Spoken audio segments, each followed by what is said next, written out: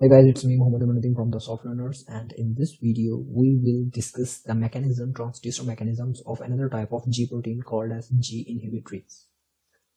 So far we have discussed the transducer mechanism of the G-stimulatory proteins.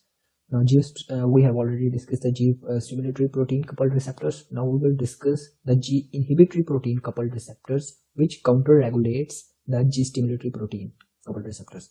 Now, like G-stimulatory protein coupled receptors, G-inhibitory coupled receptors are also serpentine receptors. It means they are passing 7 times through a cell membrane.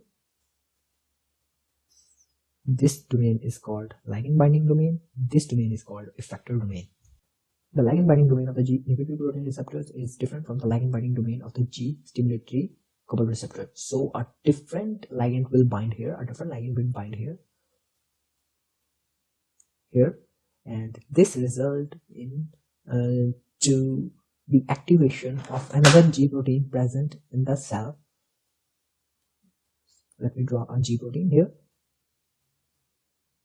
It's alpha subunit, beta, and gamma subunit.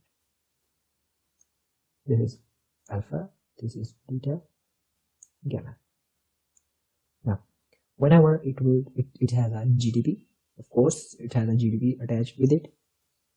Now, whenever a ligand will attach, this GDP is replaced by GTP. The beta and gamma subunits will detached. Beta and gamma subunit will detached from here. Let me detach them.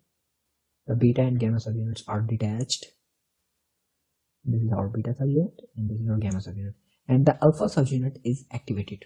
Now this activated alpha subunit will attack on the adenyl cyclase on a different site that is present in the case of alpha stimulatory. Now this activated alpha GTP will attack on this site and result into the transformational changes into the cell that decrease the cyclic AMP level in the cell. What G-stimulatory was doing, that it was increasing the cyclic AMP level in the cell, but what G-inhibitory proteins are doing, that they are decreasing the cyclic AMP level into the cell. Now, as they are inhibiting the adenyl cyclase, so this subunit is called as alpha inhibitory subunit. This is called beta inhibitory and gamma inhibitory. The beta inhibitory and gamma inhibitory subunit will have a very special role here in the cell. They will attach to specific protein channels present in the cell. There are special protein channels here in the cell. These beta subunits and gamma subunit of inhibitory G protein coupled receptors will attach to this ion channel, and this ion channel will open. This ion channel is very special ion channel. It passes potassium ions. So whenever beta subunit and gamma subunit will attach here, the potassium efflux from the cell increases.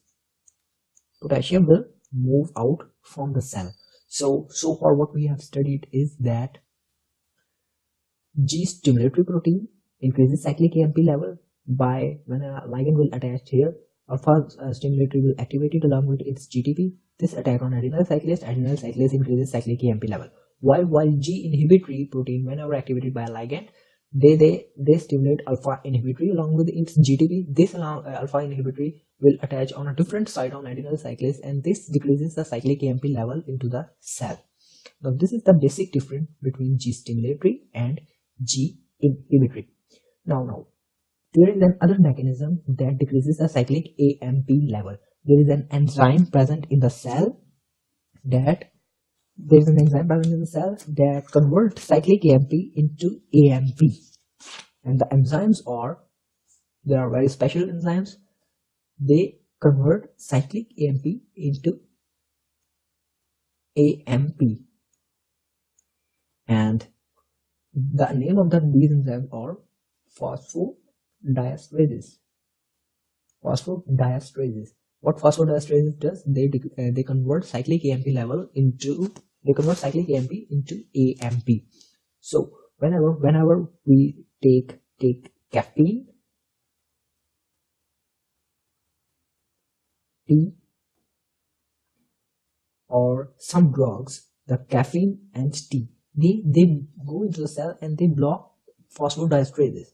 When phosphodiesterases are blocked, cyclic AMP is not converted into AMP.